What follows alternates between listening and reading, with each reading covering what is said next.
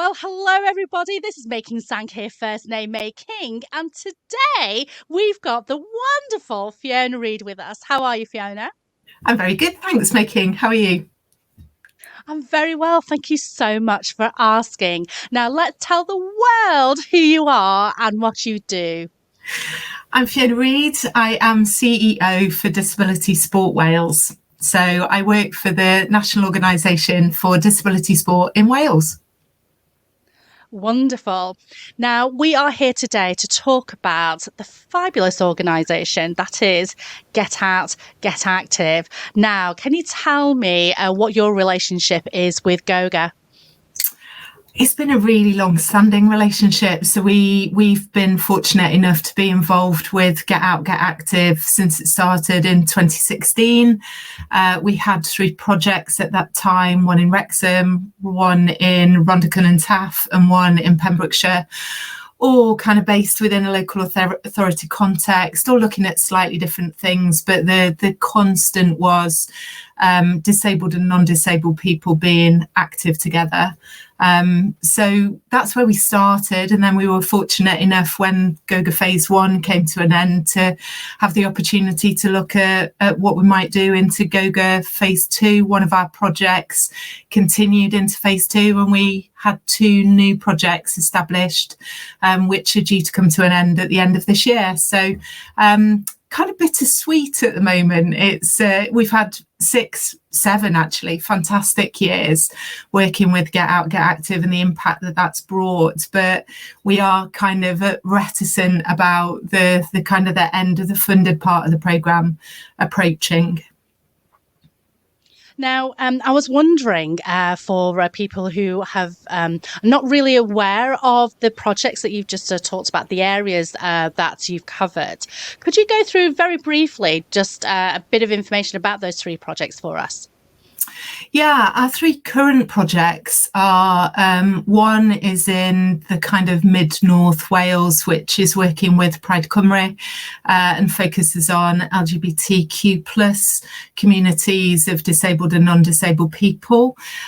We have another one in partnership with Street Games, which is down in the kind of mid-south of Wales across the M4 corridor, covering Newport, Cardiff and Swansea, and focuses on ethnically diverse communities and disabled and non-disabled people within the breadth of those across that region.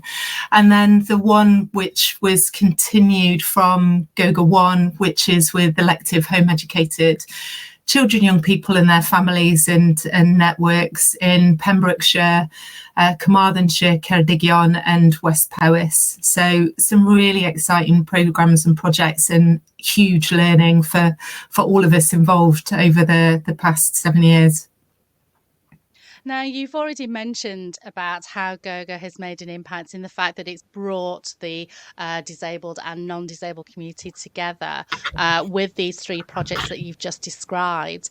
Could you share, I wondered if you had any particular stories at all of the impact that these particular projects have. So, for example, you mentioned the home education project. Can you... would you care to share any stories there of the impact that it's made on a particular family? You don't need to name names, of course. I think there's been a particular partnership which has really been positive. Many of them have, but one in particular is with in partnership with weightlifting and a gym in Pembrokeshire, where communities of children and then their families and networks who are electively home educated have kind of gone in and had experience of lifting weights, but not in the traditional, see how much you can lift way, but that kind of broader learning how to lift safely, learning how to do things which then transition outside of that kind of traditional sport environment, but get people active. I think that's one where, certainly the kind of the feedback and the impetus and the enthusiasm for those range of sessions has been really high. We've had really successful surfing and sailing programs out in Pembrokeshire. Obviously, that part of the coastline, for anybody who knows West Wales, is absolutely stunning. And then I think the one which probably stands out most, and it was one that was done within the kind of Goga phase one, was sand art. So it was a local artist who brought a group of young people and their families together, and they did this amazing sand art on the beaches in Pembrokeshire. And the number of steps that those people attending did within that time, they had no idea, didn't notice it at all. And I think that resonated most strongly, because what we really needed to be doing, and what we found significantly within the Goga programming, is that actually it's that activity by stealth. It's having fun, enjoying it, going out and doing stuff that connects you with the world, or with friends, or with other people who become your friends, without actually knowing that you're doing something which is even better for you. It's improving your physical health, your mental health. It gives me goosebumps to kind of to think about it and talk about it. But yeah, those ones particularly, I think, stand out for that programme over there.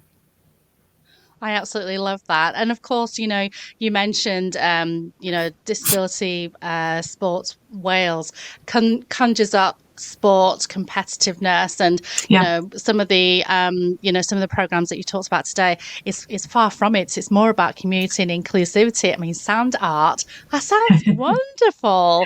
And the right way of weightlifting, the safety aspects of it, that sounds fantastic. Not necessarily how many weights that you can lift. Well, Fiona, it's been absolutely fabulous talking to you. I wondered if you had any final words before we end this broadcast.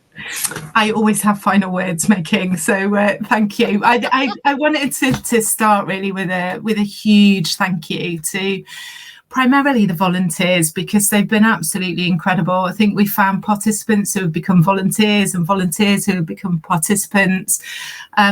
The partners who have really embraced this, and Goga gave us something totally different. It gave us a space to try and to thrive and to fail, actually, in terms of that first attempt in learning. We don't know much about intersectionality. We've still got so much to learn, and Goga really gave us that opportunity. So thanks to the partners. And then a little on the cliche side, but genuinely mean thank you to Spirit of 2012, London Marathon Foundation, and Sport England, for putting some money behind this as well, to support the partners across the UK, because they took a risk. And that risk has absolutely paid off. The learning has been huge. So it's a thank you, really, to everybody who's been involved alongside us and with us and guided us through this brilliant, brilliant journey that hasn't finished, but is changing. Fabulous. Well, thank you so much for your time, Fiona. And if you would like to get involved with the Goga programme, be a volunteer perhaps, please do not hesitate to go onto the website getactive.co.uk. Thanks very much.